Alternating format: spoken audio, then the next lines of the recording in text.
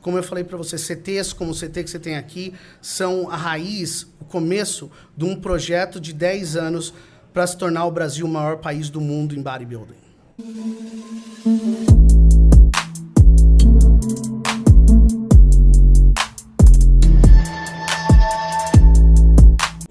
Tamer, dentro do que você vê de genética brasileira e dentro do que você vê esporte, hoje é muito mais fácil um atleta, vamos dizer assim, no geral, é muito mais fácil um campeonato amador americano do que brasileiro, né?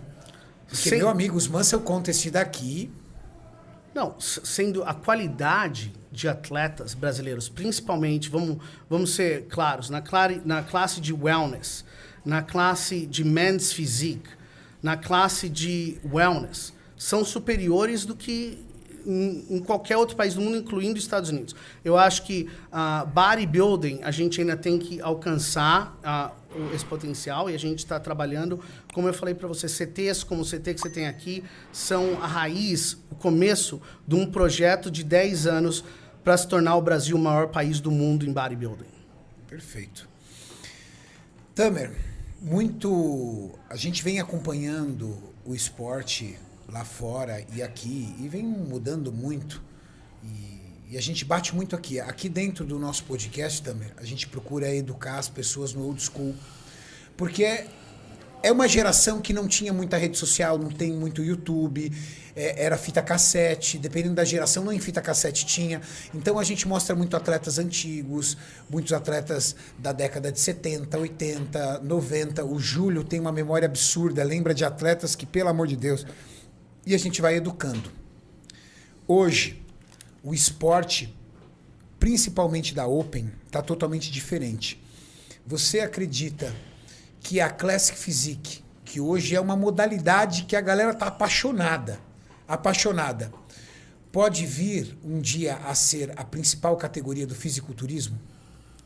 Na verdade, eu acho que o Classic Physique é a essência do bodybuilding. O bodybuilding... E eu vou falar uma coisa assim, como árbitro, um pouco controversa, mas eu vou falar. O bodybuilding, na verdade, era para ser classic physique. Não era para ser do jeito que era bodybuilding. Por que eu falo isso? Caras como Frank Zane nunca ganhariam hoje em dia. E isso mostra que alguma coisa está errada. Porque se no passado um cara como Frank Zane podia bater o Arnold, hoje em dia você não vê um cara que é um middleweight, né, um peso médio, vencendo um cara que é super heavyweight. Mas isso é errado, porque tem 3 coisas que definem um bodybuilding. A muscularidade, a simetria e a definição. E os juízes, em geral, e eu me culpo por isso também, tá dando muito foco pro tamanho, esquecendo que os 3 têm que estar no mesmo nível. Não pode ser um maior que o outro. Então, muitos dos juízes hoje em dia falam, não, mas esse cara tem muito tamanho. Tudo bem, ele tá ganhando no tamanho, mas ele tá perdendo os outros 2. Então, ele não pode ganhar. Você vê até no meu show no USA Championships, eu tô tendo dificuldade de lembrar quando foi a última vez que um cara peso médio ganhou. Geralmente só o super heavy ganha. Só super heavy ganha. Isso tá errado. Maurício, coloca a foto do Frank Zane aí. Você colocou aí, tava muito bom. E o Frank Zane, ele pesava somente 80 quilos. E ele não ganhou bodybuilding. Ele foi... Essa de branco e preto é bem legal. Ele ganhou Mr. Olympia. Esse homem, com esse físico incrível, era um atleta bodybuilder. Sim. E hoje em dia é 3 clássico. vezes Mr. Olympia. E isso que tem... E por isso que o Classic foi feito realmente para criar essa correção no esporte. Por isso que o Classic Physique, eventualmente, vai ser o futuro do esporte, Renato. Porque você vê quando o Arnold estava competindo, o Frank, a maioria da população queria parecer como eles. Vamos ser honestos, hoje em dia, você quer ser que nem o Marcus Rule? Você quer ser que nem o Nasser Al-Sonbat? Até o cara hoje... Eu sou profissional de bodybuilding. O Júlio foi profissional de bodybuilding. Se você perguntar hoje pra mim, Tamer, você gostaria de ser que nem o Big Ramy? E eu falo pra você, não. O seu físico... Pessoal, Mauricião, coloca o Tamer na época dele de competidor pra vocês verem que físico estético. Muito clássico. Essa é a minha pose favorita, aquela que eu tô com as duas mãos muito pra legal. baixo. Coloca essa foto, Mauricião, por favor. Não, aquela ali, que eu tô as duas... Aqui tá em destaque. A outra. Muscular dela? Não, essa outra aí. Do lado dessa. Essa. E a outra que tá do lado dela também, Essa Muito daí. legal. Olha isso. A Extremamente a transição condicionado. dela, né? A transição dela, que a gente tinha falado. Eu começava assim, depois terminava dessa maneira. Até mesmo uma foto totalmente full ali. Pega ele de short ali, Maurício. A quarta foto da parte de cima. Quarta. Ali é o pós-competição, né? Pós-competição, full, totalmente full. Não abriu? Essa. Não consegue destacar ela? Tá. Essa é uma foto. Aquela é uma foto que demonstra um físico extremamente estético. É um físico que as pessoas olhariam e falariam assim, poxa, esse físico eu gostaria de ter. Sim. E por isso que, Renato, você é muito popular aqui, porque tem muitos dos fãs que querem ter um físico como o seu. Como eu falei, de novo, eu acho que um dos problemas que o bodybuilding está tendo hoje é a Rejeição? ênfase na muscularidade agressiva. Eu não estou falando que muscularidade não é importante, mas é um dos 3 elementos e os juízes estão tendo uma tendência de dar prioridade a isso ultimamente. E é lógico que a gente está discutindo isso. Existe 11 juízes do Olímpia que realmente fazem a maioria das decisões. Eu e meu irmão somos os 2 únicos brasileiros lá e que a gente está lutando para... tem um grupo de juízes que puxa mais para a estética, um grupo que puxa mais para... Que é a sua eterna briga com a né? Sandy. Sim. Pro freak, né? Sim, existe isso. Existe. E eu respeito a visão dos outros juízes, mas por isso que você tem 11 juízes decidindo. E de vez em quando eu ganho algumas guerras, de vez em quando eu perco algumas guerras. São 11 árbitros. 11 árbitros do Olímpia que são considerados os árbitros maiores do nosso esporte. E é como se fosse assim, para você ser um desses juízes, você tem que morrer praticamente ou aposentar, porque eles ficam praticamente para sempre até uma outra pessoa poder substituir eles. Todos têm o mesmo peso? Não, logicamente tem um pouco de senioridade lá dentro, né? E eu falo, claro, os juízes dentro desses que tem mais peso são o Steve Weinberger, a Sandy, eu e o Tyler. Somos os 4 assim, juízes que têm mais senioridade, mais peso, pela influência que a gente tem no esporte. Eu tenho 73 eventos, então realmente eu consigo puxar um pouco as tendências. É uma experiência muito grande, né? Sim, demorou para mim 20 anos para ser um árbitro do Olímpia. Né? 20 anos. 20 anos.